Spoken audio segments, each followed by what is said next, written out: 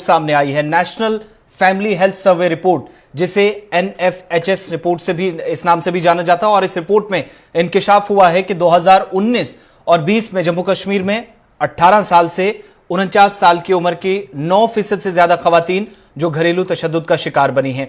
सेहत की मरकजी वजारत के ज़ेरे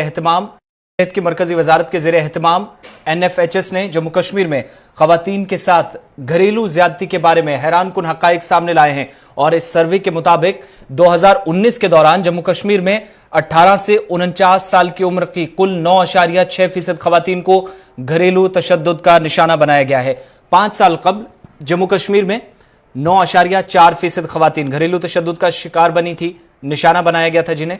दिलचस्प बात यह है कि इस वक्त जम्मू कश्मीर एक रियासत थी, उस वक्त रियासत थी और लद्दाख भी इसमें शामिल था। लेकिन सर्वे में यह भी पता चला है कि शहरी इलाकों के मुकाबले में देही इलाकों में खवातीन को तशद्दुद का सामना करना पड़ा है। और देही इलाकों के अंदर जहां पर 11% खवातीन को तशद्दुद का सामना करना पड़ा है, जबकि शहरी इलाकों में यह शरह 5.9% है। हमल के दौरान तकरीबन 1.2% खवातीन जिस्मानी तशद्दुद का शिकार बनी और इनमें से 0.3% खवातीन ऐसी हैं जो शहरी इलाकों में और 5.0% देही इलाकों में रिहाइश पजीर हैं। सर्वे में यह बात भी सामने आई है कि गुज़श्ता साल जम्मू कश्मीर में खवातीन के जिनसी तशद्दुद में भी इजाफा हुआ है। सन 2015 और 16 में जो आदाद शुमार बताते थे खवातीन के खिलाफ जिनसी तशद्दुद की शरह 3.1 थी, जो 2019-20 में बढ़कर 4.0 हो चुकी है। यानी इसमें भी पिछले 1.5 से 2 बरसों के दौरान इजाफा देखा गया है। जो 2015 और 16 में हमारे सामने आदाद शुमार थे उससे मुख्तलिफ थे। इन खवातीन की उम्र 18 से 29 साल के दरमियान थी।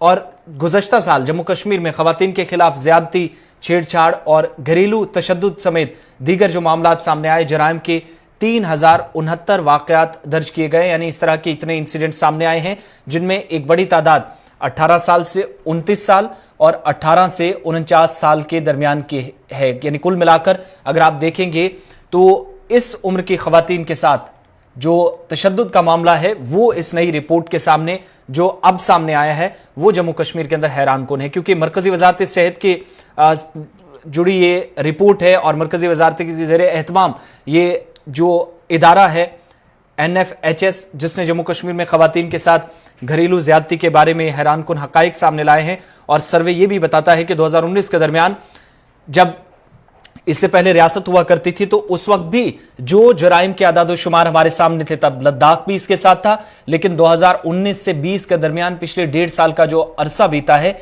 इसमें भी 0.4% तक का इजाफा हुआ है। 18 से 49 साल की उम्र की कुल 9.6% खवातीन घरेलू तशद्दुद का निशाना बनी है। इसी पर बात करने के लिए हमारे साथ एडवोकेट नीलोफर फिरदौस बराह रास्त हमारे साथ हैं। बहुत शुक्रिया नीलोफर साहिबा जुड़ने के लिए। आप खवातीन के मामलात पर लगातार नजर रखते हैं और जम्मू कश्मीर में खवातीन के लिए आवाज भी उठाती रही हैं।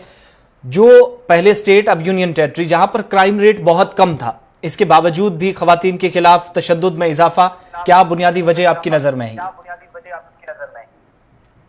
देखिए, बुनियादी वजह तो बहुत ज्यादा है। आपको पता होगा कि 370 के एब्रोगेशन के बाद इमीडिएटली फिर कोविड की वजह से लॉकडाउन हो गया। जो फैमिलीज थी जिनके वर्किंग मेल्स थे वो घर से बाहर रहते थे, तो वो जो एक स्ट्रेस का माहौल था वो ज्यादा स्ट्रेस इंक्रीज हो गया। साथ में फाइनेंशियल क्रंच भी हो गए, जिसकी वजह से जो अज़दवाजी जिंदगी के इश्यूज थे उनमें काफी ज्यादा वो असरअंदाज रहे।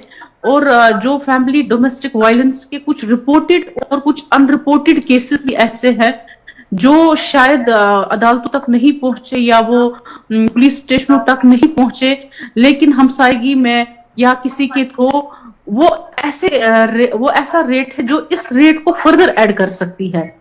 बदकिस्मती से आपने देखा होगा कि जो ये फाइनेंशियल क्रंच है इसकी वजह से मेंटल डिप्रेशन में बहुत सारे लोग चले गए।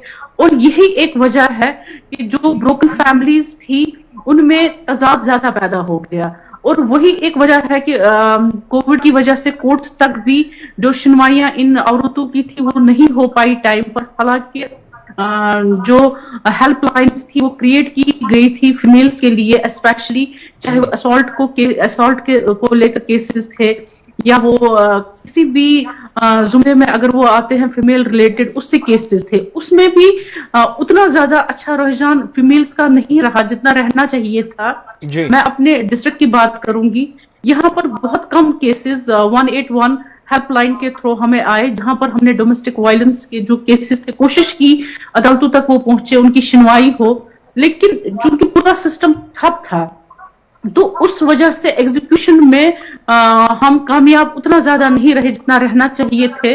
तो वो एक वजह भी है कि जो ये केसेस है या ये क्राइम्स है रिलेटेड टू फीमेल ये इंक्रीज हो गए। आपकी नजर में यानी इंतजामिया भी, जो ये अब आदादोशुमार सामने आए हैं, इंतजामिया भी काफी हद तक इसमें इन्वॉल्व है, इसलिए क्योंकि पहले सिर्फ देही इलाकों के अंदर हम देखते थे, लेकिन अब सिटीज की तरफ, शहरों की तरफ भी एक वेव आई है और 4% तक इस तशद्दुद में इजाफा होना, ये काफी कुछ आदादोशुमार जो है इस वक्त खतरनाक साबित हो रहे हैं। तो क्या इंतजामिया की तरफ से जो कुछ किया जाना था, या फिर वो ऑर्गेनाइजेशंस जो काम करती हैं इन तमाम मामलात पर नजर रखती हैं, जो आप रिपोर्टेड अनरिपोर्टेड केसेस की बात कर रहे हैं, वो भी एक कहीं ना कहीं सही तरीके से, या यूं कहें कि इंसाफ की दस्तक हर घर तक नहीं पहुंच पाई है? ये कहना आपका सही है, कहीं ना कहीं इंतजामिया भी इसमें जिम्मेदार है, लेकिन अब कोविड-19 की कुछ ऐसी सिचुएशन थे, एवरीबॉडी वाज फाइटिंग, एडमिनिस्ट्रेशन पूरा बिजी रही कोविड-19 के जो गाइडलाइंस इनको एसओपीज को इम्प्लीमेंट करने में। तो कहीं ना कहीं हम भी चूक गए इस लेवल को लेकर के, हम कहीं ना कहीं एग्जीक्यूशन का जो पार्ट था वो होना चाहिए था। अगर एसओपीज ठीक है, एसओपीज भी है, गाइडलाइंस भी है, लेकिन डोमेस्टिक वायलेंस के जो मसाइल थे वो इंक्रीज ही हो गए। अगर कोई कोर्ट तक आया भी, लेकिन जब उनकी एग्जीक्यूशन समन्स की नहीं हो पाई, आपका नेट उतना अच्छा नहीं चल रहा था यहाँ पर, अगर हम व्हाट्सएप भी यूज कर रहे थे, किसी को समन कर रहे थे, तो हमारा ट्रांसपोर्ट अवेलेबल नहीं था कि उस शख्स को हम कोर्ट तक ले आते, फिर हम उससे पूछते या व्हाट्सएप के जरिए उससे कॉल करते, तो बहुत कम केसेस में मदद हो पाई। तो जिसमें मदद हो पाई उनमें कुछ कॉम्प्रोमाइजेस भी हो गए, लेकिन उस हद तक नहीं कर पाए हम, बिकॉज ऑफ द रीजन कोविड-19 था। तो वो एक बहुत बड़ी वजह रही एग्जीक्यूशन की लेवल पर। नीलुफर साहिबा, आप कानून की जानकार भी हैं, क्या रास्ता हमारे सामने है जिससे इस तशद्दुद के फिगर्स को नीचे लाया जाए? कम से कम खत्म नहीं किया जा सकता, लेकिन कम जरूर किया जा सकता है। क्या ऑप्शंस हैं हमारे सामने?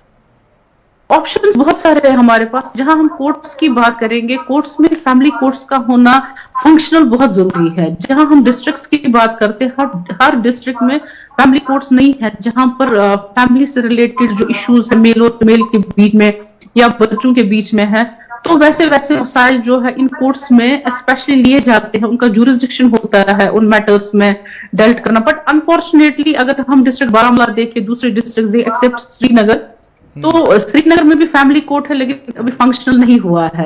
तो एक्सक्लूसिवली अगर आप एक कोर्ट को जुरिस्डिक्शन देते हैं इन मैटर्स को डील करने के लिए, तो काफी हद तक सुनवाइयां भी इजी हो जाएंगी। जो केसेस इंस्टीट्यूट हो रहे हैं कोर्ट्स में, उनकी लेवल अगर दिन ब दिन बढ़ती ही जा रही है, तो वो चीजें भी डिस्पोज ऑफ करके दोनों के लिए अच्छा रहेगा। और साथ में एक और चीज है, हमारे मीडिएशन सेंटर्स हैं यहाँ पर, तो अगर उनको ज्यादा से ज्यादा इन्वॉल्वमेंट इन केसेस में हो रिकंसिलेशन के लिए, तो ये मसले जो है जो कोर्ट्स तक आ जाते हैं तो वो हल हो सकते हैं। साथ में सोशल वेलफेयर कमिटीज भी हैं, तो उनका भी हद इख्तियार होता है, या हमारी सोशल वर्कर्स होती हैं, उनका भी हद इख्तियार है कि अगर उनकी नोटिस में कोई ऐसा मसला आता है जिसमें वायलेंस का है, तो वो भी रिजू कर सकते हैं लीगल एड के थ्रू या लीगल सर्विस अथॉरिटीज के थ्रू इन मसाइल का अजाला करने के लिए।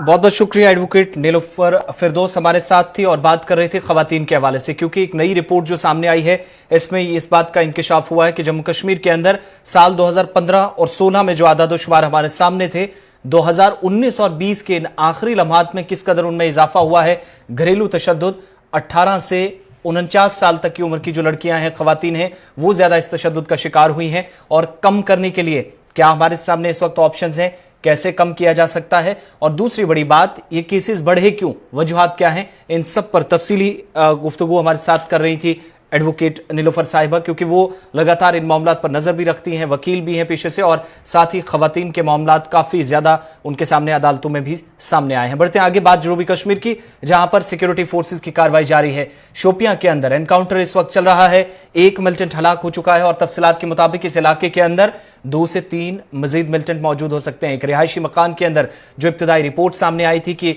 मिलिटेंट्स ने पनाह ले रखी थी, जिसके बाद ऑपरेशन को अंजाम दिया गया था। और बताया यह भी जा रहा है कि एक मिलिटेंट जो देर रात हलाक हुआ, जिसके घर वालों को भी बुलाया गया था, अहले खाना को बुलाकर खुद सुपुर्दगी का मौका भी इस मिलिटेंट को दिया गया, लेकिन उसने बात मानने से इनकार किया, जिसके बाद कार्रवाई हुई, मकान को यहां पर गिराया गया और एक मिलिटेंट हलाक हो चुका है। इस बीच खबर ये भी आपको बताते चलें कि इस ऑपरेशन के साथ ही, क्योंकि 14 से 15 घंटे लगभग होने वाले हैं, ऑपरेशन चल रहा है, इंटरनेट सर्विसेज भी मुअत्तल रखी गई हैं पूरे शोपियां जिले के अंदर। इरशाद हमारे नुमाइंदे इस वक्त हमारे साथ हैं। इरशाद, ताज़ा तरीन तफसीलात फराहम कीजिएगा, क्या कुछ अपडेट है लेटेस्ट? आसिफ, मैं आपको बता दूं कि जैसे कि मैंने सुबह के फोन में बोला कि अभी तक जो है एक मिलिटेंट की मारे जाने की खबर जो है सामने आ रही है, मगर अभी हमारे पास जो खबर आ रही है कि दूसरे मिलिटेंट के भी मारे जाने की खबर जो है सामने आ रही है। मैं आपका बता दूं, जो ये मिलिटेंट था जिसने ये जगह चेंज किया था, तो ये मकान में, इस मकान को जो है आड़ी से ब्लास्ट किया गया, तो उसी में जो ये है जाँ बाक हुए है। जी, तो क्या ये कंफर्म हो चुका है, पुलिस ने कंफर्म कर दिया है 2 मिलिटेंट हलाक हुए हैं? हाँ, अभी तक जो इसकी जो है मतलब फोर्स मतलब जो एक मिलिटेंट हुआ था, अभी एक मिलिटेंट हुआ है, इसके अभी कोई पुष्टि नहीं हुई। ये राय से पता चला कि जो ये मिलिटेंट है, दूसरा मिलिटेंट भी वो भी यहाँ पे जाँ बाक हुआ है। ऑफिशियल कंफर्मेशन होना अभी बाकी है, लेकिन ये बताइएगा एनकाउंटर इस वक्त चल रहा है? बिल्कुल, सर्च ऑपरेशन जो है door to door search operation चल रहा है यहाँ पे, मतलब एग्जिट और एंट्री पॉइंट जहाँ पे उसको सील किया गया फौज की तरफ से, अभी इसको जो है सर्च ऑपरेशन डोर डोर चल रहा है। बहुत बहुत शुक्रिया तफसीलात फराहम करने के लिए। इस वक्त भी कनिगाम शोपियां के अंदर और पुलिस ने एक मिलिटेंट के हलाक होने की तस्दीक कर दी है, दूसरे की भी मारे जाने की खबर जराये के हवाले से, लेकिन पुलिस ने इसकी तस्दीक नहीं की है। देर रात एक मिलिटेंट हलाक हुआ, जिसकी करीब 15 मिनट पहले पुलिस की तरफ से ट्वीट करके जानकारी दी गई, तस्दीक कर दी गई, लेकिन इस वक्त दोनों अतराफ से गोलियों का तबादला जारी है और इस गोलीबारी के बीच एक मिलिटेंट जो देर शाम और दूसरे की अब खबर आ रही है तस्दीक होना दूसरे की अभी बाकी है। फौज के 2 एहलकार भी देर रात इस एनकाउंटर में जख्मी हुए हैं, हालत दोनों की मुस्तहकम बताई जा रही है। मजीद इलाज के लिए उन्हें आर्मी के अस्पताल मुंतकिल कर दिया गया है। इस ऑपरेशन को अब 15 घंटे लगभग होने वाले हैं जब यह ऑपरेशन चल रहा है। पहले सर्च ऑपरेशन, थोड़ी देर गोलियां चली देर शाम, और उसके बाद देर रात यानी मिडनाइट में दोबारा ऑपरेशन शुरू हुआ, लाइट्स नस्ब की गई इस इलाके के अंदर, ऑपरेशन को आगे बढ़ाया गया और 15 घंटों के बाद भी अभी भी यहां पर अब फायरिंग चल रही है दोनों तरफ से। एक रिहायशी मकान में मिलिटेंटों ने पनाह ले रखी है, जिनको मार गिराने के लिए फोर्सेस की कार्रवाई इस वक्त जारी है। बात अब किसानों की। दिल्ली की सरहदों पर किसानों का एहतजाज जारी है और तहरीक को 31 रोज मुकम्मल हो गए हैं। जब किसान हुकूमत से तीनों ज़री कवानीन को वापस लेने का मुतालबा कर रहे हैं, तो सरकार भी दूसरी तरफ तजवीज़ किसानों को बातचीत के लिए पेशकश कर रही है। एक और पेशकश सरकार की तरफ से बातचीत के लिए की गई है। ज़राअत के वजीर की तरफ से यह भी कहा गया है कि तमाम बातचीत के रास्ते खुले हैं और अब यह किसानों पर इन्हिसार करता है कि कब और किस दिन, वक्त भी दिन भी बताया जाए, हुकूमत उस दिन बातचीत के लिए आएगी ये बताया जाए। लेकिन बड़ी बात यहां पर यह है कि किसान फिलहाल 2 बार पेशकश ठुकरा चुके हैं। अब थोड़ी देर बाद मीटिंग है किसान लीडरान की, तय पाएगा कि क्या मीटिंग के बाद अब सरकार के साथ किसी किस्म की बातचीत होगी या नहीं। सर्दी की शदीद लहर और उसके बावजूद किसान एहतजाज पर, यह सुबह सुबह की तस्वीरें आप देख रहे हैं दिल्ली की सरहदों पर, सिंघू और टिकरी बॉर्डर्स पर, जहां पर खवातीन किसान भी एहतजाज में शामिल हुई हैं। और अब तक 30 से ज्यादा किसान इस तहरीक का हिस्सा बने थे, जो इस दुनिया से भी चल बसे हैं, जिनका इंतकाल हुआ है। खराज अकीदत भी उन्हें साथ साथ पेश किया जा रहा है, लेकिन एक बड़ी तादाद खेमे लगाकर यहाँ पर खेमजन है और दूसरी तरफ खवातीन की एक बड़ी तादाद सर्दी की शदीद लहर के बीच कौमी शाहरा पर इस वक्त डटी हुई है। National federation of the blind ਵੱਲੋਂ ਜਿੰਨੇ ਵੀ ਨੇਤਰਹੀਣ ਨੇ ਇੱਥੇ ਕਿਸਾਨਾਂ ਦਾ ਸਮਰਥਨ ਕਰਨ ਲਈ ਆਏ ਆ ਜੀ। ਜਿਵੇਂ ਕਿ ਅਸੀਂ ਭਲੀ ਭਾਂਤੀ ਸਾਰੇ ਜਾਣਦੇ ਆ ਜੀ ਕਿ ਮੋਦੀ ਸਰਕਾਰ ਨੇ ਜੋ ਕਿ ਕਾਲੇ 3 ਕਾਨੂੰਨ ਪਾਸ ਕੀਤੇ ਨੇ, ਇਹ ਮਿਡਲ ਤੋਂ ਮਿਡਲ ਕਲਾਸ ਬੰਦੇ ਨੂੰ ਜ਼ੀਰੋ ਕਰਨ ਲਈ ਪਾਸ ਕੀਤੇ ਗਏ ਨੇ। ਔਰ ਇੱਕ ਗੱਲ ਤੁਹਾਨੂੰ ਮੈਂ ਹੋਰ ਦੱਸ ਦੇਣੀ ਚਾਹੁੰਦਾ ਆ ਕਿ ਜਿਹੜੀਆਂ ਸਾਡੀਆਂ ਐਸੋਸੀਏਸ਼ਨਾਂ ਚੱਲਦੀਆਂ ਨੇ, ਉਹ ਡੋਨੇਸ਼ਨ ਤੇ ਚੱਲਦੀਆਂ ਨੇ, ਔਰ ਜੇ ਆਮ ਬੰਦੇ ਦੇ ਕੋਲ ਪੈਸੇ ਨਾ ਹੋਣਗੇ ਤਾਂ ਉਹ ਸਾਨੂੰ ਡੋਨੇਸ਼ਨ ਕੀ ਦੇਣਗੇ। ਹਾਂਜੀ, ਅਸੀਂ 65-70 ਬੰਦੇ ਆਏ ਆ ਜੀ ਲੁਧਿਆਣੇ ਤੋਂ, ਤਕਰੀਬਨ ਭਾਰਤ ਨੇਤਰੀ ਸੇਵਕ ਸਮਾਜ ਦੇ ਮੈਂਬਰ ਆ, ਜਿਨ੍ਹਾਂ ਦੇ ਵਿੱਚ ਤਕਰੀਬਨ 40 ਤੋਂ 50 ਨੇਤਰੀ ਨੇ, ਬਾਕੀ ਜੇ ਮਤਲਬ ਉਹਨਾਂ ਦੇ ਸਾਥ ਸੰਭਾਲ ਕਰਨ ਵਾਸਤੇ ਸਾਰੇ ਨਾਲ ਆਏ ਆ। ਤੇ ਅਸੀਂ ਇਹਨਾਂ ਦੇ ਜਿਹੜਾ ਕਿਸਾਨ ਸੰਘਰਸ਼ ਚੱਲ ਰਿਹਾ ਉਹਨਾਂ ਦੇ ਨਾਲ ਸਮਰਥਨ ਕਰਨ ਵਾਸਤੇ ਆਏ ਆ। ਜਿਹੜਾ ਕੁਝ ਇਹਨਾਂ ਨੇ ਮਤਲਬ ਬਣਾਇਆ, ਮੋਦੀ ਸਾਹਿਬ ਨੇ 3 ਕਾਨੂੰਨ ਬਣਾਏ ਨੇ, ਕਾਲੇ ਕਾਨੂੰਨ, ਇਹ ਉਸ ਢੰਗ ਨਾਲ ਬਣਾਏ ਗਏ ਆ ਵੀ ਜਿਹੜੇ ਰਈਸ ਲੋਕ ਨੇ ਉਹਨਾਂ ਦੇ ਹੱਕ ਦੇ ਵਿੱਚ ਬਣਾਏ ਗਏ ਆ, ਜਿਹੜੇ ਕਿਸਾਨ ਆ ਉਹਨਾਂ ਦੇ ਖਿਲਾਫ ਜਾ ਰਹੇ ਸਾਰੇ ਕਾਨੂੰਨ। ਅਸੀਂ ਇਸ ਵਾਸਤੇ ਆਏ ਆ ਵੀ ਇਹ ਜਿਹੜੇ ਕਾਨੂੰਨ ਆ ਇਹਨਾਂ ਨੂੰ ਵਾਪਸ ਲੈਣਾ ਚਾਹੀਦਾ। पिछले 14 दिन से इस मोर्चे पे, शाहजहाँपुर मोर्चे पे जमे हुए हैं। ये अभूतपूर्व और ऐतिहासिक आंदोलन जो न केवल भारत का रहा है, अभी पूरी दुनिया के जो अमन पसंद, न्याय पसंद लोग हैं वो पूरे देश और दुनिया में इस आंदोलन के साथ हैं।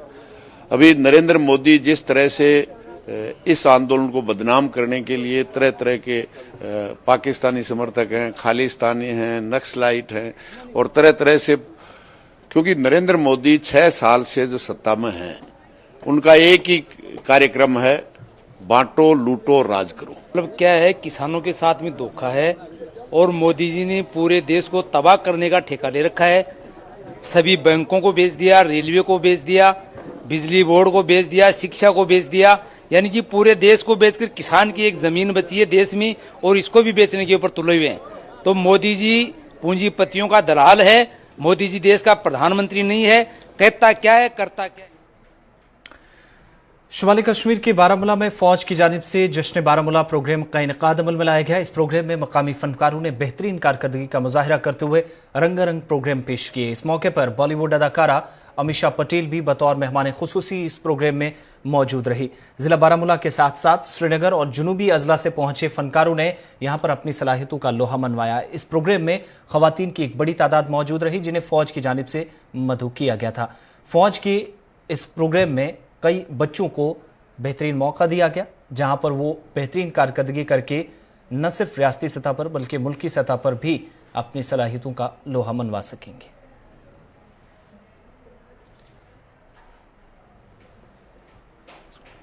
जश्न बारामूला एक इवेंट है, यहाँ पे हो रहा है फेस्टिवल 2 दिन का, कल भी था और आज भी है 25 और 24 को।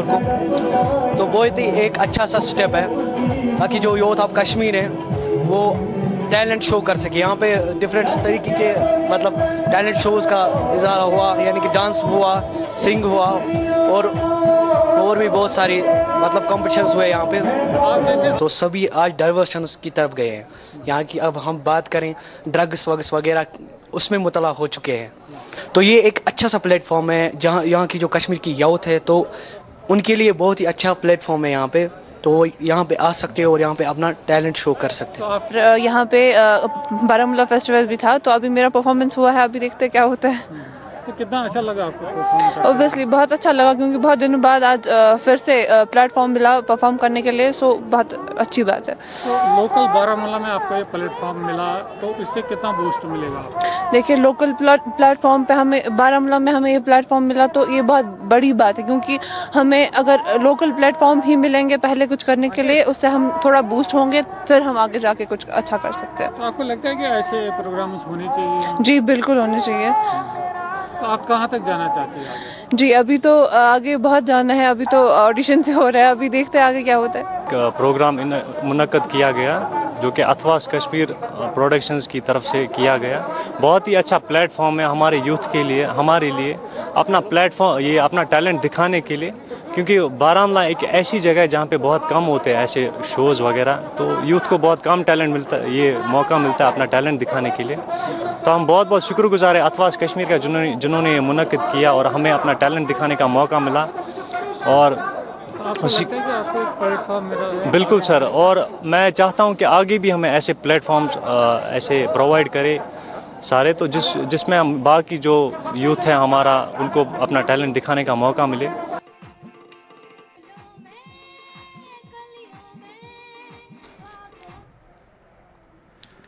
चलिए अब बात यहां पर अरुणाचल प्रदेश में सरहदों पर डटे आईटीबीपी के जवानों की, क्योंकि कड़ाके की ठंड अपनी जगह, दर्जा हरारत इस वक्त मनफी में, तो दूसरी तरफ दीगर कई चैलेंजेस भी, मौसमी सूरत हाल पर भी यहां पर नजर रहती है, जहां पानी जम जाता है, पारा नीचे चला जाता है और इस बीच आईटीबीपी के एहलकार सरहदों पर आज भी तैनात है।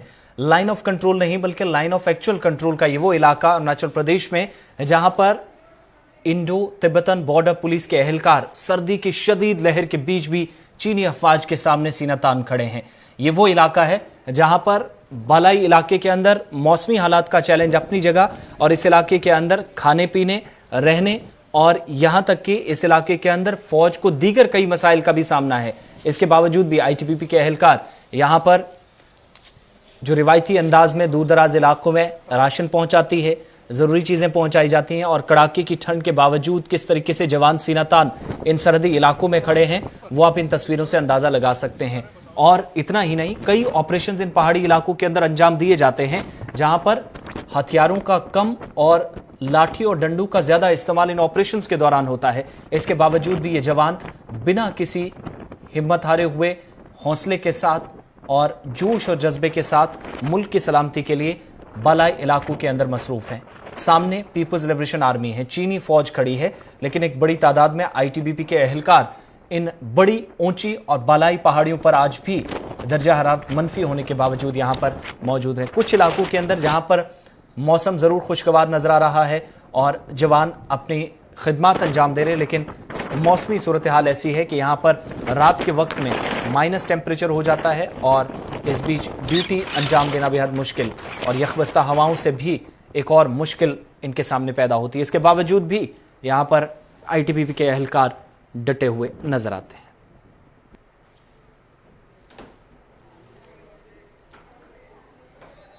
इस दिशा में बहुत काम हुआ है और आपने देखा होगा कि हमारे जवान बहुत ही अच्छी क्लोथिंग, बहुत ही अच्छी जो इंफ्रास्ट्रक्चर डेवलपमेंट हुई है, सब तरफ से जो है फोर्स को एकदम सभी संसाधनों से पूर्ण कर दिया गया है कि किसी भी स्थिति से निपटने के लिए तैयार रहें। रोड वगैरह जो पहले यहाँ पे उतना इंफ्रास्ट्रक्चर रोड के हिसाब से नहीं था, लेकिन अब आपने देखा होगा कि लास्ट पॉइंट तक हम जा सकते हैं और जो हमारे जवान हैं बिना थके हुए उन जगहों पे पहुँच सकते हैं जहाँ पे उनको इमीडिएटली पहुँचने की ज़रूरत होती है। तो इसके लिए तो हम सब जो है मैं समझता हूँ कि देश हमारे लिए जितना कर सकता था देश ने हमारे लिए किया है और अब हमारी बारी है कि हम उसमें कहीं कोई आँच नहीं आने दें, हम लोग उस विश्वास को नहीं तोड़ें हम लोग और मुस्तैदी से लगे हुए हैं। ये विश्वास तो हम अपने देश को दिलाना चाहेंगे। अनफोर्सिन इंसिडेंट ना हो जाए या इस तरह की चीज़ें ना हो जिसमें हम सरप्राइज हो जाएं। तो अलर्टनेस लेवल पहले भी हाई थी, अभी भी हमने बहुत ही हाई लेवल पे ही रखा हुआ है, जबकि आप देख रहे हैं कि यहाँ पे सर्दियाँ काफ़ी हैं और जो ड्यूटियाँ करना जो है उसके लिए थोड़ी सी और ज़्यादा साहस और बहादुरी और मेहनत की ज़रूरत पड़ती है। लेकिन हमारे जवान आपने देखा होगा चाक चौबंद और बहुत ही अलर्ट है और इस तरह कोई इंसिडेंट नहीं हो रही है। चलिए खबरों के इस बुलेटिन में बस इतना ही। आसिफ रशीद को इजाजत दीजिए।